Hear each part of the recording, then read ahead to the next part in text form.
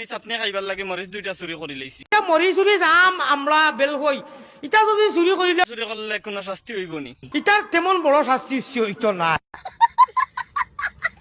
হুজুর তেব কোন রকমের শাস্তি হইব? টেঙ্গা ডুঙ্গা খাইছো আমরা দম দিতাম দিবা। তো এটা কোনটা হইতো না। বড় বড় গুণাত যাইও না। আচ্ছা ঠিক আছে হুজুর, যদি টেঙ্গাত লালাস যাগি তে খাইতাম নি। আলোচ গেছে গিয়া আমি খাই দিছো ফাললে বাদে দাবি ছুটাইও। আচ্ছা হুজুর, তোমার জীবনে কোনোদিন চুরি করছলাইন?